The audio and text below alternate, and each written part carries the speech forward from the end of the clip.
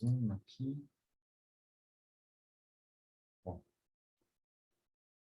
Bom, boa noite a todos, bem-vindos.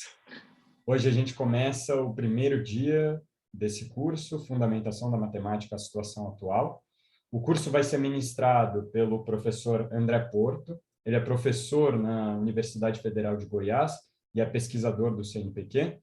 Ele é um pesquisador bastante versátil, como ele mesmo colocou, e estuda especialmente filosofia da matemática e lógica, tema do presente curso, e também Wittgenstein, com ênfase na teoria da subjetividade e no seu vínculo com o idealismo transcendental. Antes de passar a palavra ao André e ele começar o curso, eu gostaria só de lembrá-los que esse curso vai ser constituído de 3 encontros. Nas próximas 2 segundas-feiras a gente vai ter encontro também, e que ele começa todo dia às 19h e termina, a princípio, às 8h30, às 20h30.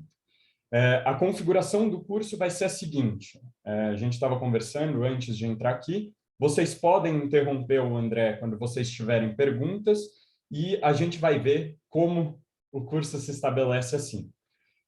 Mas então podem interrompê-lo e ele responde as perguntas no meio do curso mesmo. Não faremos nenhum tipo de sessão de perguntas ao final do curso, tá bom? Então, André, a palavra é sua. Bom, na verdade, deixa eu fazer uma pequena alteração do Bruno, que é o seguinte: sim, eu gostaria de, no final do curso, tem 2 tipos de pergunta. Tem uma pergunta de esclarecimento. Não entendi uma coisa, só aquilo ali quer dizer o quê? Essa pode me interromper. Levanta a mão, põe a mãozinha, eu paro, respondo, tá? Mas eu vou tentar fazer o curso um pouco mais curto do que todo o período, para dar espaço para perguntas no final, sim. Eu vou deixar bastante tempo para vocês perguntarem no final. E uma coisa, eu sempre considerei, eu sou professor há, sei lá, 30 anos, eu sempre considerei que perguntas são uma forma de elogio. Se uma pessoa faz uma pergunta, no fundo ela está elogiando, porque se tu faz uma pergunta, tá, às vezes é para chamar atenção, mas muitas vezes é porque acha que a pessoa poderia responder a pergunta.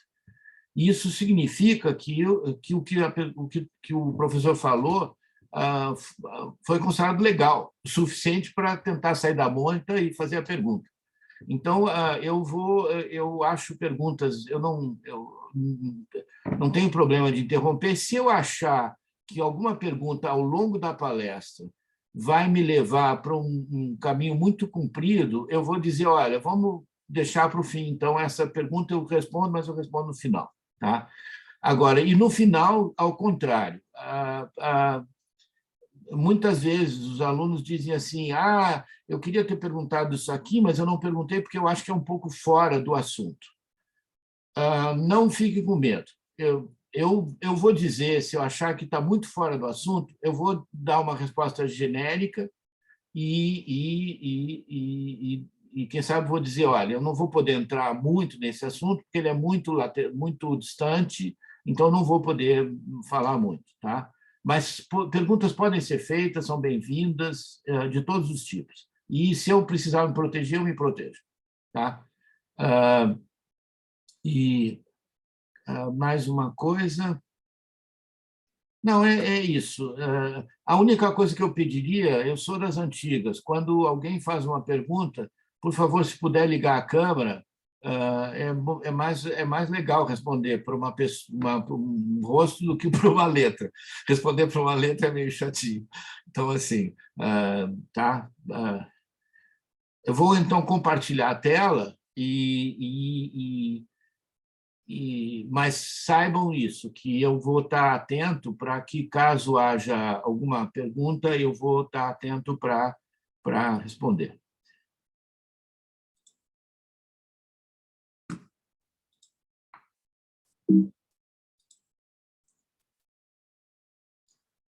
Deixa eu só arrumar as coisas aqui.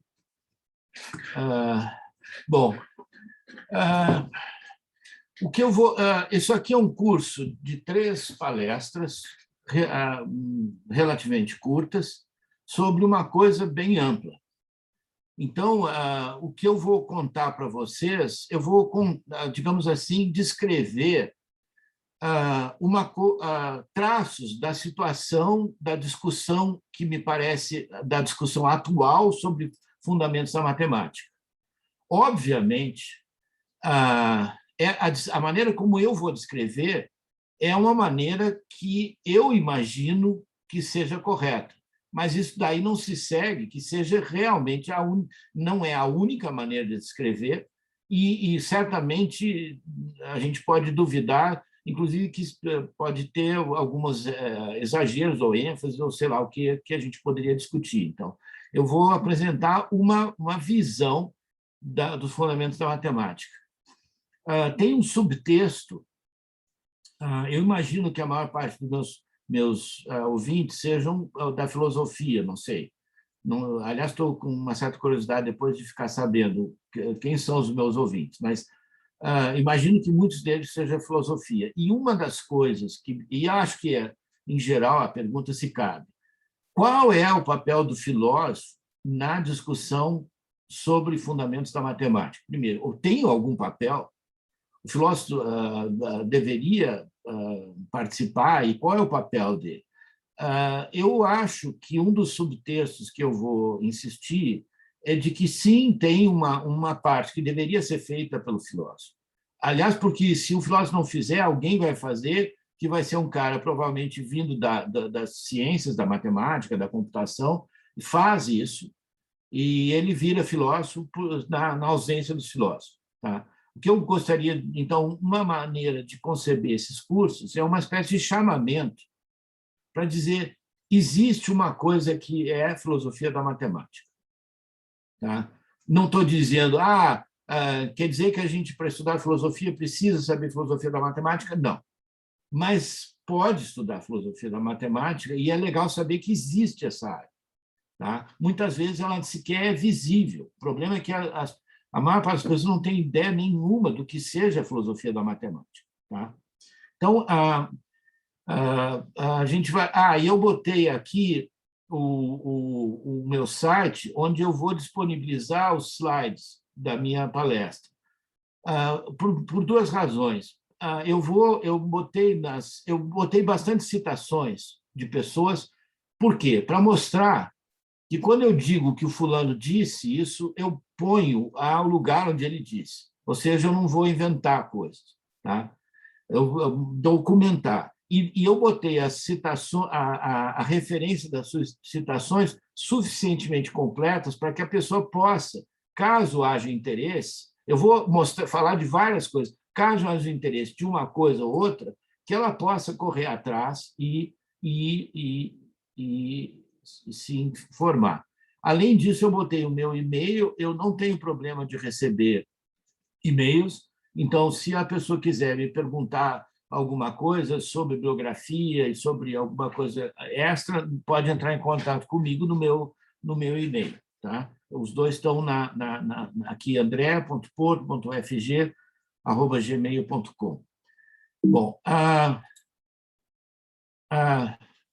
opa.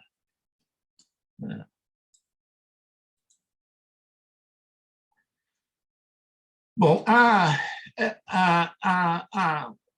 uma maneira grosseira, mas talvez útil, de dividir as três palestras é a seguinte: a primeira vai tratar sobre computação, a segunda sobre lógica, a terceira sobre matemática. Tá? Eu vou contar, então, todo o tempo eu vou estar falando sobre uma briga que está em jogo entre a matemática tradicional, clássica, e uma matemática alternativa, que normalmente é intuicionista e construtivista, mas pode ser de teoria das categorias e pode ser de outros lugares também. Tá? Então, basicamente, são dois partidos fundamentais: o partido que está tradicional e um partido emergente, claramente emergente. E, quando eu digo emergente, eu estou dizendo, basicamente, no final do século XX e início do século XXI. É uma coisa bem recente. Tá? Eu vou mostrar, na segunda palestra, que o início dessa história é no século XIX, no início do século XIX. Mas a briga começa no século XIX, mas ela estoura mesmo e ganha corpo no final do século XX. E assim, se eu pudesse dizer uma coisa que eu gostaria de apresentar para vocês, é que, na minha opinião, há uma revolução em curso nos fundamentos da matemática.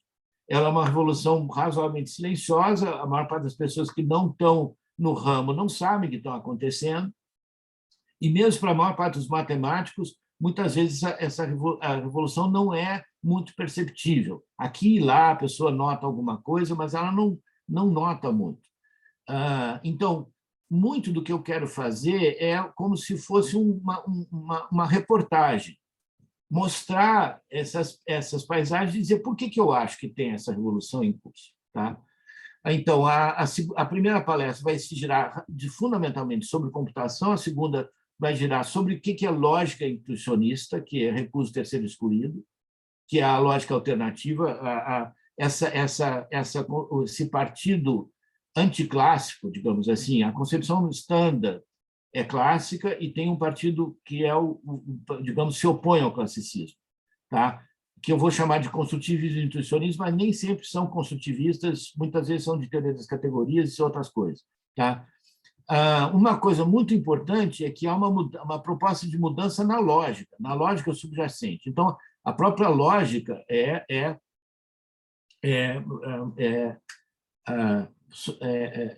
alterada. Desculpe, o meu mouse resolveu me deixar na mão bem na hora e as pilhas do mouse pararam de funcionar, o que não é simpático da parte dele. Um mouse decente não faria uma coisa dessas, mas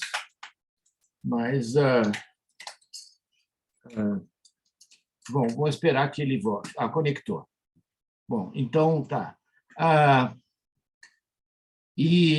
Então, a palestra de hoje é sobre computação e a pergunta fundamental é qual é a relação entre matemática e computação. Tá? E uma coisa que eu gostaria de dizer para vocês é que tem duas respostas, a clássica e a não clássica, e acho que é muito importante saber que tem duas respostas. Tá? E eu vou mostrar, basicamente, a palestra de hoje vai ser um monte de notícias sobre o que tem acontecido, principalmente nos últimos, depois da década de 70, basicamente. Nos últimos 30 anos do século XX e esses primeiros 20 anos do século XXI, ou seja, 50 anos. Um período bem recente. Tá? Bom, quando a gente está falando em relação entre matemática e computação, a gente também está falando relação entre matemática e formalização. Tá? E aqui a gente faz uma conexão com um tema que interessa ao matemático, porque o matemático pode não estar interessado, e muitas vezes não estão interessados em nada em computação, mas ele está interessado em formalização. A questão da formalização sempre toca o matemático. Ele nunca consegue não tocar com isso. Matemática, mesmo matemático, a ideia é quase como uma questão ética para o matemático. Matemática se resolve no quadro negro. Então, a ideia é que, se resolve no quadro negro, se resolve formalizando, tá? Com provas formais, e se a gente não concorda, se há discordância, então a gente tem que estabelecer os pressupostos, explicitar os pressupostos e ver onde é que está a discordância e deveria concordar. Tá? Uma coisa sobre o matemático que eu acho simpática é que o matemático lida muito mal com diferença de opinião. O filósofo está absolutamente tranquilo com isso, mas matemático não gosta disso. Assim, parte dessa situação de ter duas escolas disputando fundamentos sempre foi extremamente penosa e dolorosa para os matemáticos, para todos os matemáticos, tanto de um lado quanto do outro. Tá? Por causa desse traço, que eles não gostam de discutir, eles gostam de concordar, eles gostam de se esforçar e concordar. Bom,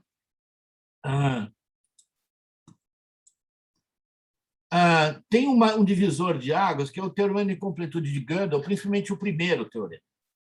Porque o primeiro teorema, ele basicamente diz o seguinte: o Hilbert queria salvar a matemática desse ataque dos intuicionistas. E a proposta dele envolvia duas coisas. Primeiro, formalizar completamente a matemática clássica, completamente, de tal forma que ela poderia ser checada num computador, exatamente para simplificar.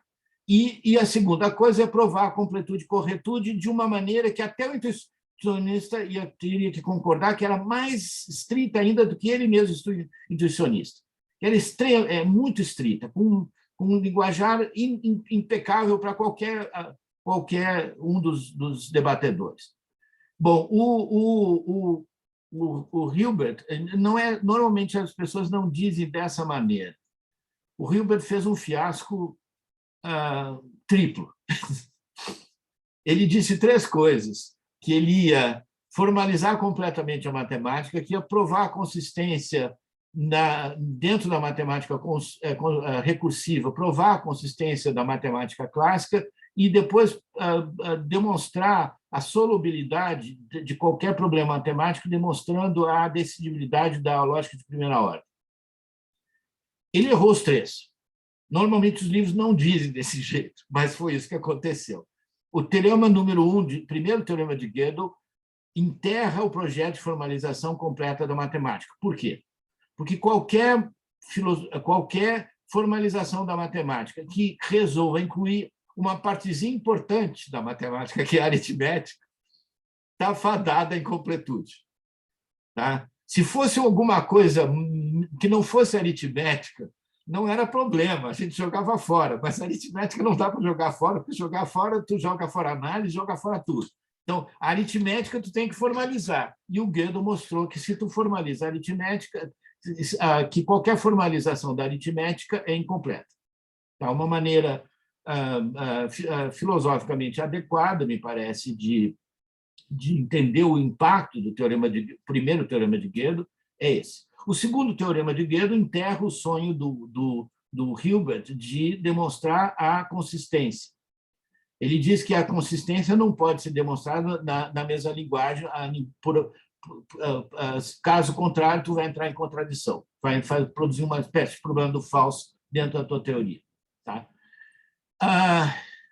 E, só para a gente registrar, a terceira ideia dele de provar a decidibilidade da lógica de primeira ordem foi enterrada por Turing e Church em 1935, mais ou menos, numa coisa que não tem nada a ver com Gödel. Tá? Bom, dado o desafio que o primeiro teorema é o mais central, aliás, é o mais central. Por quê? Porque exatamente ele opõe a formalização e matemática clássica. Tem duas opções. Ou a opção clássica mantém a ontologia, mantém a matemática clássica, e tu tem de abrir mão da ideia de formalização completa. Tá? Para o matemático, isso dói.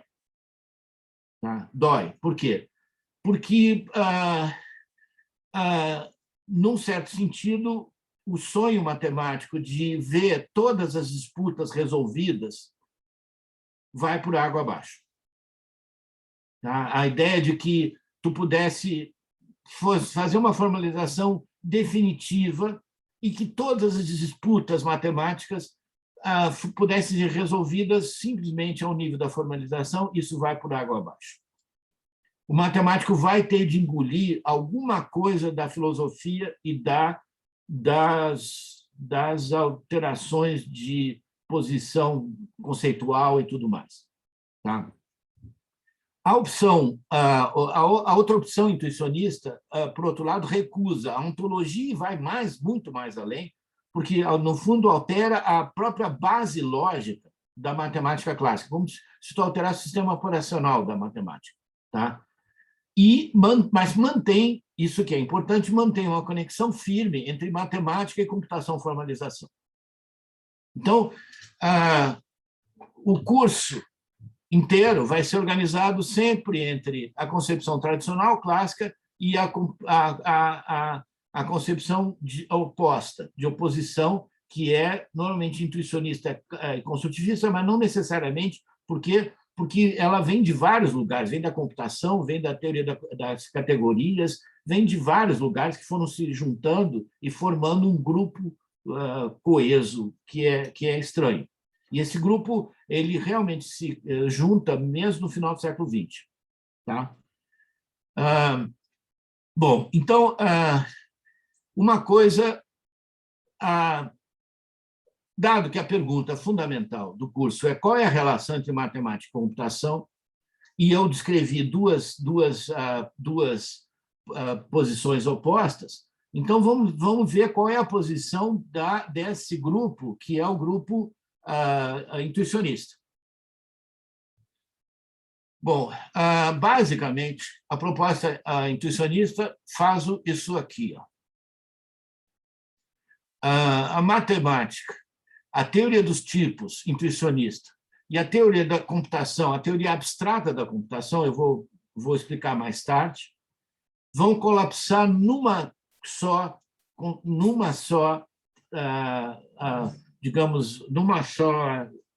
ciência. Ou seja, há um encaixe entre essas coisas todas. Tá? Isso é muito maluco. Tá? Isso é bem contemporâneo, mas muito violento. E, no entanto, vocês vão ver que esse sonho de fazer com que a matemática, a lógica e a teoria da computação se virem uma mesma matéria, essa ideia não tem, apesar de ser muito recente, tem muita gente graúda e importante atrás dela. A princípio, por exemplo, em 2013, Princeton, que é uma espécie de meca da matemática mundial, por exemplo, Willis, quando demonstrou o teorema ele demonstrou a hipótese lá da... Agora eu fiz bobagem, não lembro direito.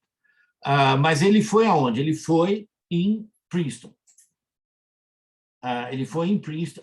Ele demonstrou a Fermat, a hipótese de Fermat, de que não tem solução, a única solução que permite solução nos naturais é dos quadrados, que com os cubos já não funciona e para qualquer número superior, potência superior, não tem soluções nos naturais. Essa conjectura foi de Fermat, que estava há 300 anos aberta, foi resolvida por Willis, que é um inglês. O que ele fez? Ele apresentou, se não me engano, em Cambridge, e imediatamente foi a Meca, que é Princeton e tudo mais. Então, Princeton é realmente um centro mundial de matemática extremamente respeitado. E foi lá que uma tentativa muito parecida com essa aqui que eu estou mostrando, de emparelhar essas coisas, está em curso, o chamado Annum Mirabilis, o Ano Maravilhoso, que foi em 2013 que aconteceu. Bom, isso aqui é muito antes, de 1979, Martin Löf. Martin Löf acabou de receber o prêmio, é uma espécie de prêmio Nobel de Lógica, junto com o professor Dag Pravets. Os dois são suecos, e eles receberam esse ano mesmo o prêmio Klotz, eu não lembro o nome do prêmio, mas é uma espécie de prêmio Nobel da matemática. Isso é o que ele escreve num trabalho relativamente antigo, de 79, sobre matemática construtiva e computação.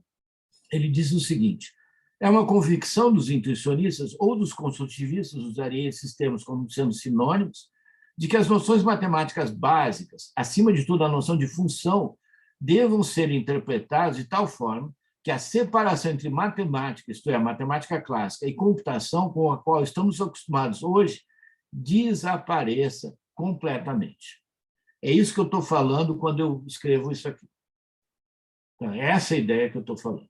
Tá? E essa ideia é que a palestra de hoje vai ser basicamente mostrar dá notícias qual é o status dessa ideia na atualidade. Tá? Ela começa, isso é em 1979, certamente quando o Martin Love disse isso, ele era talvez a única pessoa que acreditava nisso, e atualmente ele está longe de ser a única pessoa que acredita nisso, como eu vou mostrar para vocês. Alguma pergunta? Está tudo certo? Bom.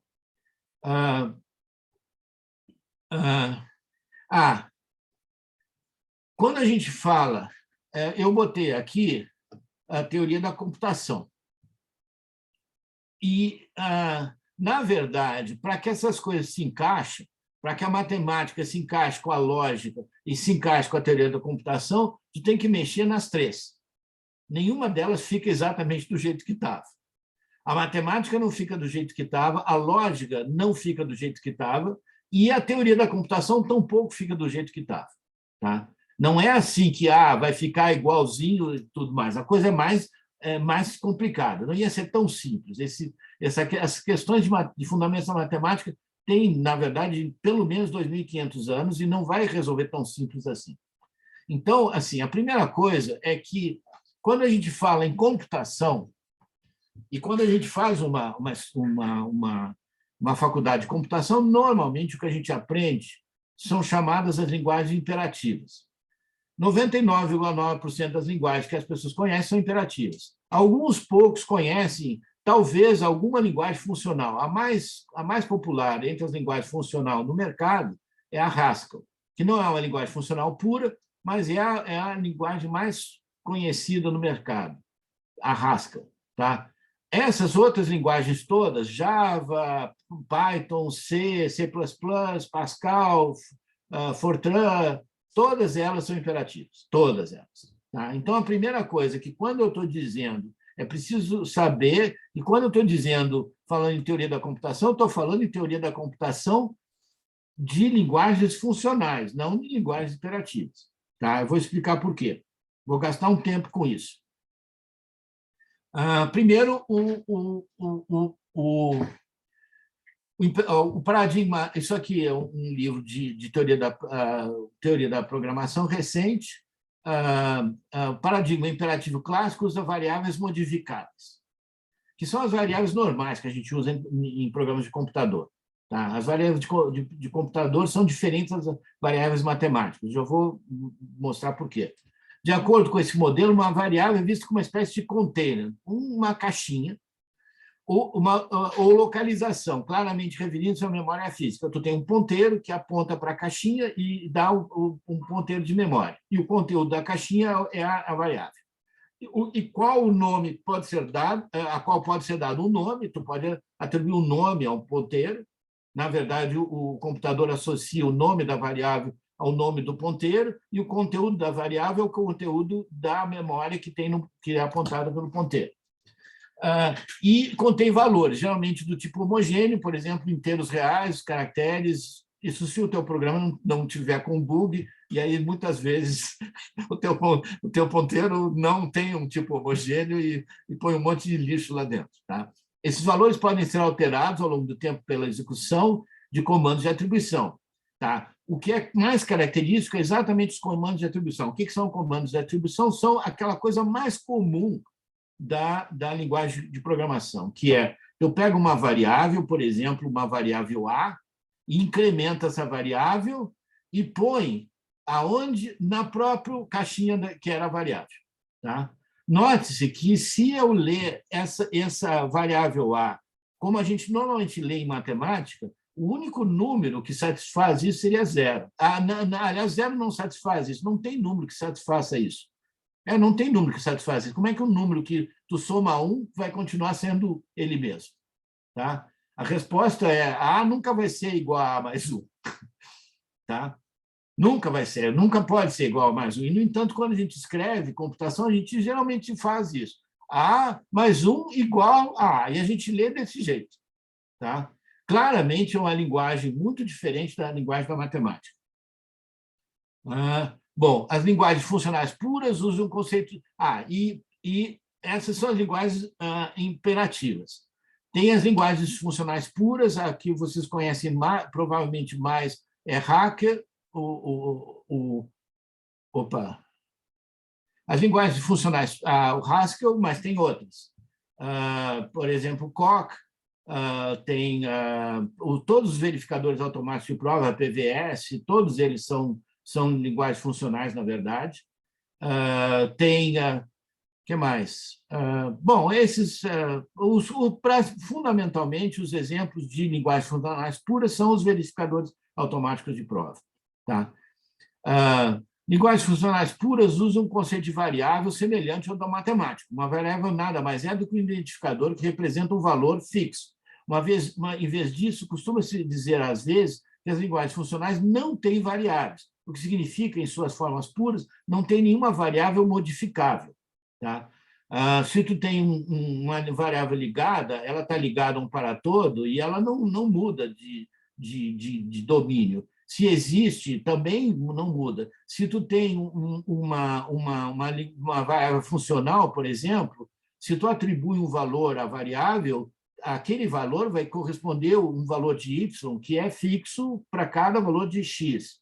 Tá? E assim por diante. Tá? Eu não vou conseguir, eu vou tentar passar com uma certa velocidade de sobrevoo, quer dizer, sem entrar em muitos detalhes, porque isso aqui não é um curso, é um mini curso para a gente ver paisagens, mas eu não vou entrar em detalhamento aqui. A gente pode deixar isso para as perguntas. As linguagens de programação são geralmente estranhos híbridos. Isso aqui é um francês, é típico de um francês. A tradição da filosofia da computação na França é significativamente mais associada à teoria dos tipos do que a tradição americana, por exemplo. Então, por exemplo, ele diz o seguinte: as linguagens de programação geralmente são estranhos híbridos, que combinam os aspectos herdados da estrutura dos computadores com aspectos mais abstratos ligados à tradição matemática. Por exemplo, entre os primeiros, os ligados à estrutura dos computadores, enumerando os comandos de atribuição, que é a característica das linguagens atributivas, as instruções sequenciadas, também características das linguagens atributivas. Essas construções são conhecidas como imperativas, porque correspondem à ideia de um programa com uma sequência ordenada de comandos dados à máquina. Tá? E é isso que normalmente a gente entende quando a gente fala em programação. 99,9% das pessoas vai associar com linguagem imperativa. Só que tem outra. Entre os segundos componentes mais abstratos, temos, por exemplo, as ideias de expressões e funções conhecidas. Só um pouquinho, que o meu gato invadiu aqui. Não, sai.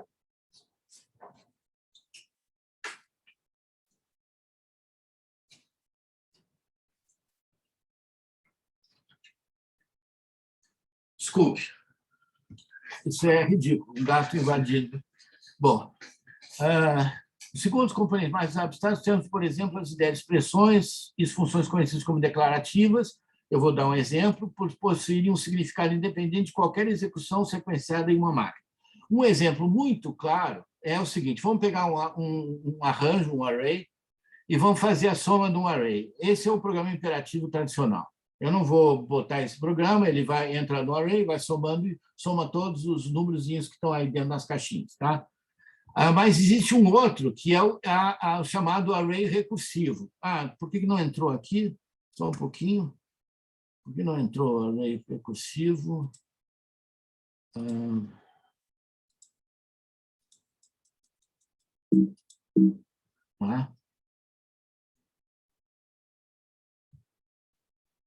Bom, fim de semestre a gente fica meio apertado de tempo e apesar que a gente se esforce para preparar direitinho os slides, algumas pisadas na bola acontecem. Então, esse é o programa interativo tradicional, mas existe uma versão funcional, que é esse aqui.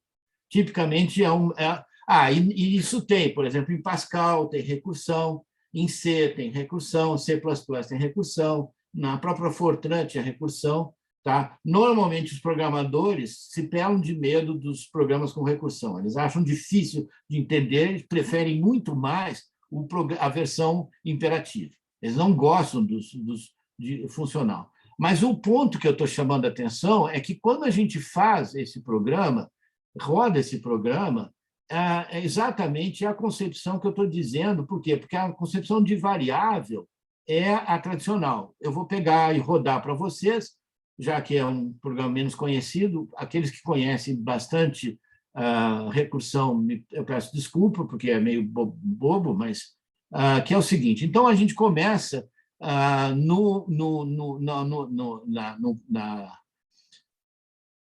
na caixinha 3, tá? Só que a gente nunca vai alterar o conteúdo. Basicamente, a linguagem da imperativa é uma linguagem que tem borracha. E a linguagem funcional não tem borracha. Tu nunca apaga nada, tu só reescreve. Mais ou menos como a gente faz quando a gente resolve uma equação algébrica. A gente vai escrevendo as equações uma embaixo da outra, mas tu não apaga a coisa. Tu nunca apaga nada, tu só reescreve, tá? Então, basicamente, se vocês quiserem, assim, linguagens imperativas têm borracha, linguagens funcionais não têm borracha. O cara só tem papel e lápis. Muito bem. Ele começa, e aí diz o seguinte, que a regra que ele tem que usar é a segunda regra ali, a segunda é o else, que é o seguinte, a soma total correspondente a 3 vai ser o valor do 3, que é 5, mais um problema menor, que é a soma total do 2. Ou seja, tu vai abrindo problemas. Isso aqui é a recursão. Tu diz, se eu tenho um problema de querer saber a soma total até o 3, mas a soma total até o 3 é 5 mais o problema um pouquinho menor, que é a soma total até o 2. E assim por diante, eu vou seguindo, abrindo soma total 2. Veja, eu vou expandindo um problema. Tá? Inicialmente, eu tinha o problema soma total 3, que envolvia 4 casas. Agora, eu tenho um problema soma total 2, que envolve 3 casas. Eu aplico de novo a regra e chego à conclusão de que, expandindo, é 5 mais o 1, que é o valor o 5, que é o valor da casa 1, da casa 3, o 1, que é o valor da casa 2, e mais ainda um problema em aberto, que é a soma da soma total da casa 1, que envolve a casa 1 e a casa 0. Eu vou expandindo isso aqui, eu vou passar isso meio rápido, eu botei a setinha só para ajudar. Quem pegar o PowerPoint pode seguir bem tranquilamente, até chegar à última pergunta, que é, eu vou saber, a resposta que eu quero é 5 mais 1 mais 4, mais uma última pergunta, que é qual é a soma total de 0. Agora eu vou para a primeira casa, que é a soma total de 0 é a própria casa, é o próprio valor da casa 0. Aí eu substituo ali o valor e vou somando em aritmética e obtenho a soma total. Tá? Isso, quando o francês aquele,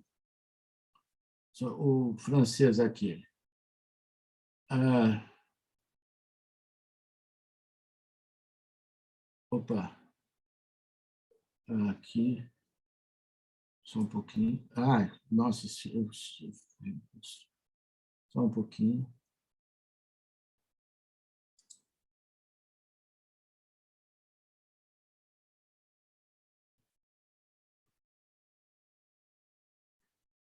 Quando o francês disse que as linguagens de programação são geralmente estranhos híbridos entre partes imperativas e partes funcionais, quais são as partes imperativas nas linguagens que a gente conhece? São exatamente as recursões, por exemplo.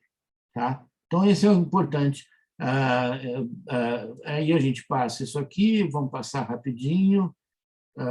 Como é que faz a coisa? Vamos passar muito bem. Ela me entusiasmei demais.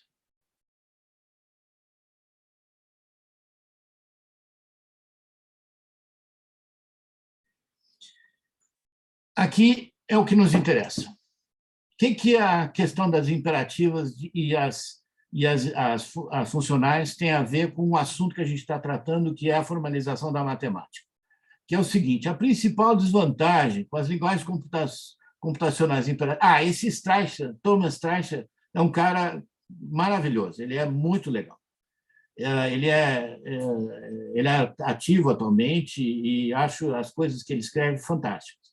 A principal desvantagem com as linguagens computacionais imperativas é que o mundo dos programas e o mundo das especificações formais dos programas são conceitualmente muito diferentes. Ou seja, uma coisa é o programa e outra coisa é a teoria sobre o programa. A teoria sobre o programa e o programa são duas coisas que vivem em mundos conceituais que não falam entre si, na verdade. Tá? E aqui é que vem a parte importante. Essa lacuna conceitual entre programas e sua especificação, ou seja, a demonstração de propriedades formais sobre programas, foi superada com o surgimento e desenvolvimento das linguagens de programações funcionais. Então, o ponto que ele está dizendo é o seguinte: enquanto a gente mantiver o paradigma imperativo, a coisa não vai encaixar do jeito que eu estava dizendo que vai encaixar com a teoria dos tipos, que vai encaixar com a matemática, não vai encaixar coisa nenhuma. Tá? Na programação funcional, o mundo dos programas e dos dados aparece como parte da linguagem da especificação, e, portanto, as especificações de programas, modos podem ser expressas como formas lógicas. Ou seja, quando o Martin Löf está falando, o que o Martin Löf está falando é que o mundo dos programas, que a gente na matemática chama do mundo do cálculo, e o mundo das especificações, que na matemática a gente chama do mundo das demonstrações, da lógica das demonstrações, isso tudo vai numa mesma linguagem só, que vai dar conta tanto da parte matemática quanto da parte da computação. É isso que o Martin Löf está pensando quando ele diz isso, que é a convicção de que as noções matemáticas básicas, acima de tudo a noção de função, devam ser interpretadas de tal forma que a separação entre matemática e computação, com a qual estamos acostumados, desapareçam completamente. Sim, mas só vai desaparecer se o lado direito for imperativo. Por quê? Porque se o lado direito for funcional, porque se no lado direito for imperativo, o mundo dos programas e o mundo da fala sobre programas não funciona direito. Esse é um ponto que eu gostaria de dizer. Tá? Bom, eu vou dizer várias coisas que são polêmicas e que a gente poderia discutir, mas num curso desse eu não vou poder parar para discutir. Tá? Vamos em frente. A gente pode voltar depois. Bom, a gente tem de falar um pouco na visão standard que a gente encontra nos manuais e na cabeça da maior parte das pessoas sobre o que seria intuicionismo. É uma versão que está atrasada, eu diria, uns 50 anos, até a década de 60. Mas é importante dizer que na década de 60 era uma posição bastante razoável, eu diria. Só que de 1960 para 1960 foi quando eu nasci. Se eu me considerar um jovem, então faz pouco tempo e está bem. Mas se vocês me considerarem um velho, então já passou muito tempo e está mal. Muito bem. A frase famosa de Hilbert: privar o matemático do uso do princípio de terceiro excluído seria o mesmo que, digamos, prescrever o telescópio ao astrônomo ou o uso dos punhos ao boxeador. Quer dizer, o boxeador não pode usar os punhos. Tá? De fato, o boxeador vai ficar muito nervoso se ele for lutar, principalmente com o Mike Tyson, e alguém avisar para ele: tudo bem, mas tu não pode nem sequer usar os punhos. Tá? Essa imagem ela é repetida ad nauseam para milhões de gente que acham que isso é verdade. Tá? E eu estou registrando aqui que isso era opinião corrente. Proibir as eliminações de existência do princípio terceiro excluído seria equivalente a renunciar totalmente à ciência da matemática. Não se faz isso. Mesmo Weil, isso é na década de 50, diz: com Brouwer, a matemática ganha, Brouwer intuicionismo, a matemática ganha sua mais alta clareza intuitiva, mas cheio de dor, o matemático vê a maior parte de suas grandes teorias se dissolverem em uma névoa. A matemática vai para as cucuias, perde toda a matemática. Tá? Vamos adiante. A opinião do Bourbaki, o grupo francês famoso, o grupo francês Bourbaki, que marcou muito da concepção do que a gente chama de matemática clássica. Ele diz o seguinte: a escola intuicionista, cuja memória está destinada, sem dúvida, a permanecer como apenas uma curiosidade histórica, teria, pelo menos, prestado algum serviço ao obrigar seus adversários, isto é, a imensa maioria dos matemáticos, a tornarem mais precisas suas opiniões e perceberem mais claramente as razões de sua confiança na matemática clássica. Tá? Quer dizer, o intuicionismo só serviu para mostrar como matemática é só matemática clássica e fundamentos da matemática não tem muita discussão porque não tem duas escolas, diferentemente do que o apresentador que está falando para vocês está falando. Ou seja, eu e todo mundo que eu vou apresentar em seguida, em Martin Löf, todo mundo está tudo errado. Mas há mudanças da paisagem. E, curiosamente, o ano relevante é 1967, o ano que eu entrei para a escola primária. O que aconteceu em 67? Um livro do Bishop. Esse livro aqui, ele é muito difícil de encontrar nessa edição, eu só encontrei essa foto dele e fiz questão de trazer a foto da edição original. Sim, professor Agnaldo. André, você podia repetir, por favor, quais são os 3 aspectos que caracterizam essa visão standard da matemática intuicionista, que ela abre mão do princípio de terceiro excluído, é uma minoria irrelevante. Qual é o terceiro? Não, fundamentalmente, uma maneira rápida de a gente saber, o almanaque diz o seguinte: acaba com o princípio de terceiro excluído. Tá? Também implica com o axioma da escolha. Tá? Mas muda principalmente o terceiro excluído, muda a lógica subjacente.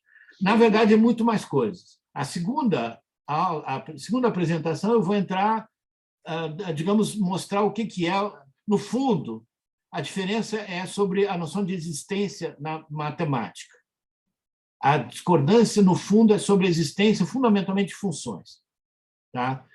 Toda a discussão sobre terceiro excluído e axioma da escolha dizem respeito a isso. Tá? Eu não vou poder entrar em detalhes, principalmente o axioma da escolha. No meu curso aqui em Goiânia, eu entro em detalhes, mostro exatamente o porquê que o axioma da escolha produz coisas estranhíssimas, por exemplo, bem ordenar os reais, que nenhum matemático realmente assim, é de rir que isso aí seja viável, mas ele bem ordena os reais, aliás, ele bem ordena qualquer conjunto e tudo mais. Tá? É muito estranho, porque eles não são enumeráveis, mas eles podem ser postos numa fila indiana infinita, mas não são enumeráveis. A gente já sente a coisa como assim, mas como é que é possível? Enumerar não é botar em uma fila infinita? Sim, mas enumerar é a partir do zero. Tu tem que fazer outro esquema. Seria legal se a gente... Tem vários corredores aqui que seria legal se eu pudesse entrar no corredor e mostrar em detalhes, mas a gente vai ter que pular. Só fica olhando a capa do livro. Bom, o Bishop... isso aqui não é o Bishop, isso aqui é um dos descendentes americanos do Bishop. Tem vários, o Richman eu gosto muito, o Bridges eu gosto muito, o Beeson também eu gosto bastante. Ele está escrevendo uma coisa que eu acho bem legal. A força da obra do Bishop, a obra do Bishop é essa aqui, essa obra aqui. A força da obra do Bishop era mostrar que tanto Hilbert quanto Brouwer estavam errados sobre um ponto importante sobre o qual eles concordavam. Bom, para início de conversa, imaginar que o Hilbert e o Brouwer concordassem em alguma coisa já é curioso, já é um pouco irônico. Ambos pensavam que, se alguém levasse a matemática construtiva a sério, seria preciso desistir das partes mais importantes da matemática moderna, como, por exemplo, a teoria da medida e a análise completa. Bishop mostrou, em 1967, que isso era simplesmente falso. E, além disso, sequer é necessário introduzir supressões estranhas e que parecem contraditórias para não iniciados. Na verdade, não só não são estranhas, como se revelaram bastante naturais. Eu tenho um livro de um cara que se chama Bridger, não é Bridges, é Bridger, que é uma análise real, que é intuicionista, ele não usa o terceiro excluído, mas não por razões não por razões de fundamentos, ele por razões pedagógicas. É que ele acha que se a pessoa aprende a análise construtiva, ela entende muito melhor o que está acontecendo, e depois, se ela quiser aprender a análise clássica, ela constrói em cima a análise clássica. Tá? Tem uma outra coisa que acontece em 1967 também, que é De Broglie. Todos são europeus. Não, todos não. O Bishop é um californiano. Mas ele é muito... A maior parte dos personagens da história alternativa são europeus. Tá? E muitos deles são escandinavos. Martin Love, Pravets, De Broglie, Van Dalen, são todos escandinavos. Tá? Ele começou o primeiro programa, o primeiro uso de computador para fazer usar o computador como uma ferramenta para ajudar o matemático a verificar formalmente se a demonstração dele era formalmente correta. A ideia dele era usar o computador como uma ferramenta para ajudar o matemático. Muito no espírito dos atuais provadores automáticos de prova. Por exemplo, eu tenho aqui, no meu desktop, um verificador automático de prova, que é o COC, que é o verificador que eu uso, que é que basicamente encarna a teoria dos tipos do Martin Love. Tá? Isso aqui é um programinha bem simplesinho, que foi usado, por exemplo, para verificar todas essas verificações, teorema das 4 cores, que está na literatura. Eles usaram essa ferramenta aqui. Ela é bem simplesinha, mas ela é absolutamente poderosa. Tá, de formalização da matemática. Ele exatamente me verifica se formalmente uma prova está certa. Eu dei esse semestre um curso de lógica intuicionista com esse provador. Então, as pessoas podiam checar os seus próprios exercícios de lógica no computador para ver se estava certo. Tá? E deu muito certo. Foi a primeira vez que eu tinha tentado isso, nunca tinha tentado isso. O único curso era um curso, mas que usava lógica clássica e não intuicionista. E eu usei lógica intuicionista. Bom, mas então, o De Broglie, ele começou... Isso aqui é dos textos originais da década de 60 dele. Se queremos que uma máquina... queremos uma máquina para digerir o nosso material matemático, ou seja, verificar, para ver se a gente fez as contas a demonstração direitinho, se não errou na demonstração, temos de revisar nossos hábitos de notação aqui e ali. Como sabemos pela história da matemática, a influência da notação é considerável. Uma notação pobre pode destruir o insight e o desenvolvimento. Uma boa notação pode ser um estímulo para a descoberta, em particular porque pode promover ideias do nível das metalinguagens, da interpretação. Em particular, daremos atenção aos aspectos filosóficos do sistema da teoria dos tipos. Isso definitivamente exige de nós novas atitudes. Ao longo do século XX, a maioria dos matemáticos foi treinada para pensar em termos de conjuntos, sem tipos lógicos. Então, a primeira coisa, aqui é um tema geral. A coisa em que se encaixa, mas tu tem que alterar tanto a matemática, quanto a lógica e teoria dos tipos, quanto a computação. Tu não pode querer juntar as coisas do jeito que elas estão, que normalmente a gente conhece. Tem que mexer nas três. Tá? Só que o que eu estou dizendo é, uma vez mexendo nas três, uma delas dá apoio às outras. As três se completam entre si, conceitualmente, de um jeito que me parece extremamente penetrante e filosoficamente extremamente relevante. Principalmente filosoficamente extremamente relevante. Eu provavelmente não vou, nesse curso, poder entrar nisso. Eu estou escrevendo um livro sobre a fundamentação matemática, onde eu discuto mais as coisas assim, o que eu considero o impacto filosófico dessas coisas. Tá? E aqui, De Broglie falando, na década de 60 ainda, esta certamente não será a última palavra, mas o cálculo lambda com tipo é capaz de lidar com quase tudo que chamamos de matemática. ele pode lidar com objetos, com provas, com construções geométricas, com provas de computador e tudo mais que possa... Veja, provas de computador, ou seja, demonstrações de adequação de programas, ou seja, especificação formal. Provas de computador é especificação formal de programas, que a gente estuda quando a gente estuda programação avançada. Tá? E tudo mais que pode surgir nessas ciências abstratas. Portanto, parece atraente propor, olha o quê? Virar o jogo e reivindicá-lo como uma espécie de definição. Matemática é qualquer coisa que possa ser tratada pelo cálculo da lambda com tipos. Tá? Só que quando tu faz isso, tu mexe na matemática.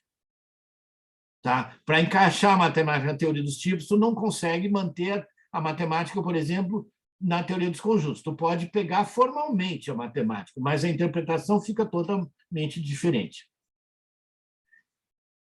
Alguns eventos da atualidade. Bom, o evento mais importante foi esse evento de 2013, que aconteceu, que reuniu esses matemáticos e lógicos todos em Princeton. Foram gastos $20 milhões para fazer esse evento durante o ano inteiro. Aqui tem gente assim, super importante, Peter Axel, Steve Odey, Thierry Cocon, André Joyal, Martin Love. Aliás, a estrutura inteira é sobre o sistema do Martin Love. Basicamente, é a linguagem do Martin Love, que está ali na segunda coluna, o penúltimo nome da Pierre Martin Love. Depois, Voedowski, que é o anfitrião, foi o matemático que chamou, é um Fields Medal de matemática. E o primeiro nome na lista de baixo, Jeremy Avigat, por exemplo, é o que deu esse curso de lógica, usando verificadores automáticos, mas ele deu um curso de lógica clássica e não... Dana Scott também, um monte de gente. Assim, isso aqui é a nata da nata. E olha o que eles dizem no prefáciozinho desse livro. Eu botei aqui prefácio, exatamente o início Esta obra tem sua origem em nossa tentativa coletiva de desenvolver um novo estilo de teoria informal dos tipos que possa ser lido e compreendido por um ser humano e que funcione como um complemento de uma prova formal que pode ser verificada por uma máquina. Ou seja, agora, bem mais, quase 50 anos depois, eles estão muito envolvidos com o sonho do De Broglie virou realidade. Se qualquer pessoa quiser baixar o COC, é só baixar, leva 10 minutos, é super leve, super tranquilo e facílimo, é gratuito, e é uma beleza de programinha, e é o programa que tem. Tá? A fundamentação univalente, que é essa que foi lançada no mundo inteiro, com pompa e circunstância, dizendo vamos criar uma nova fundamentação da matemática. Tá? Princeton vai liderar uma nova fundamentação. O que é essa fundamentação univalente? Está intimamente ligada à ideia de que uma fundamentação da matemática que possa ser implementada em um assistente de provas. Na verdade, o COC foi o que eles usaram, que é o mesmo que eu uso. Muito do material, e aliás é uma coisa engraçada, que eles contam vantagem. Muito do material aqui apresentado de matemática foi feito primeiro no ambiente totalmente formalizado de um assistente de provas, o COC, no COC que eles usavam, e apenas mais tarde foi informalizado para chegar à apresentação que você tem em suas mãos. Ou seja, todas as provas de matemática, todos os conteúdos de matemática foram checados no COC, tá? No livro. E aqui tem uma parte que não é mais bem no início, um pouquinho mais na página 9, sobre lógica intuicionista, e aqui a gente vê uma mudança muito grande. Lembre-se a ideia do Hilbert, dos punhos. A matemática lógica intuicionista é que nem tirar os punhos do lutador de boxe. Coitado do lutador. O Mike Tyson enfrentando e o cara nem punho pode usar. Muito bem. Vou ler a parte inteira. Me permitam, vou lendo linha a linha. A fundamentação univalente não requer o uso de lógica construtiva ou intuicionista. A maior parte da matemática clássica, que depende da lei do terceiro excluído, tem um erro de tradução, do Axioma da Escola pode ser realizado nos fundamentos univalentes simplesmente assumindo esses dois princípios como sendo válidos. No entanto, a teoria dos tipos incentiva a evitar esses princípios, quando eles são desnecessários, por várias razões. Agora que interessam as razões. Primeiro, uma bobinha. Em primeiro lugar, todo matemático sabe que um teorema é mais poderoso quando provado usando menos suposições, uma vez que implica a mais exemplos. Eu posso até voltar a isso, mas o segundo lugar é mais interessante. Em segundo lugar, uma das virtudes adicionais da teoria dos tipos é seu caráter computável. Além de ser uma base para a matemática, a teoria dos tipos é uma teoria informal da computação. Aquela ideia que eu disse. A fundamentação da matemática vira uma teoria geral da computação. Tá? E pode ser tratado como uma linguagem de programação poderosa, associada a ela. É uma linguagem, na verdade, de especificação de programas. Tá? Na verdade, a obtenção do programa é automática. Por causa de Curry-Howard, a obtenção do programa ela sai da especificação automática. Tu não escreve programa, tu escreve especificação formal e aí o programa sai automaticamente. As regras do sistema não podem ser escolhidas arbitrariamente da mesma forma que os axiomas da teoria dos conjuntos, que é a teoria clássica. Deve haver uma harmonia entre eles que permita que todas as provas sejam executadas como programas. Há muito tempo se sabe que os princípios como o axioma da escolha e terceiro escolhido são fundamentalmente antitéticos à computabilidade. Ou seja, enquanto a matemática insistir com o axioma da escolha e terceiro escolhido, ou seja, a teoria dos conjuntos, ou seja, matemática clássica, não vai encaixar com a computabilidade de jeito nenhum. A computação vai falar uma linguagem, a matemática outra. Uma vez que abertamente afirmam que certas coisas existem sem sequer dar meios de computá-las. Assim, evitá-los é necessário para manter o caráter da teoria dos tipos como uma teoria da computação. De novo, a ideia de que a matemática vira também uma teoria geral abstrata da computação. Felizmente, o raciocínio construtivo não é tão difícil quanto pode parecer. Em alguns casos, simplesmente reformulando algumas definições, um teorema pode ser tornado construtivo e sua demonstração mais elegante e, na verdade, mais iluminadora. Tá? É isso que o Bishop fez. Na verdade, muitas das demonstrações dele são elegantes do ponto de vista matemático, porque a gente entende muito melhor o que está acontecendo em análise, porque a análise é construtiva. Bom, eu estou chegando ao fim.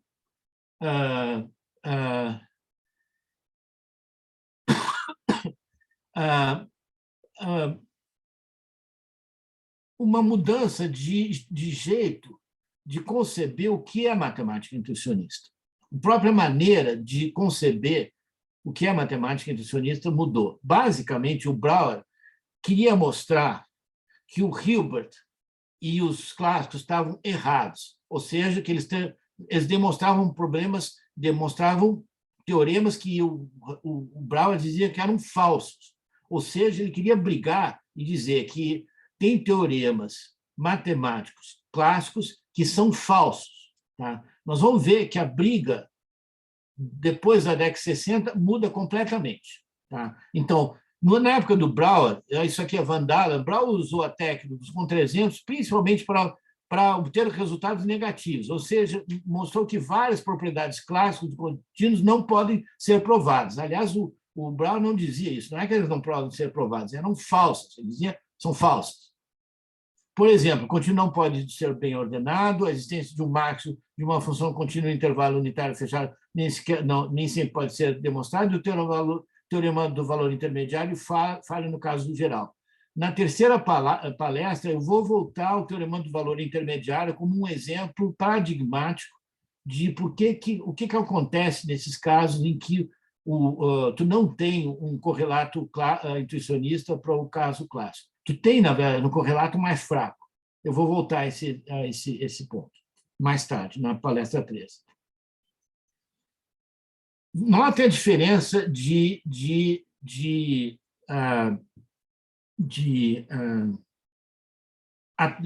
atitude entre o Brouwer, que queria mostrar que eram falsos, e o Bishop na década de 60. Me parece que os participantes dessa controvérsia, e ele está falando diretamente de Hilbert e Brouwer nesse artigo, não entenderam o ponto principal. A questão não é se uma determinada afirmação é verdadeira ou falsa, mas o que queremos dizer com a afirmação. Ou seja, a disputa não é travada no plano da verdade, mas sim no plano do sentido. E aqui tem uma coisa que mudou da água para o vinho.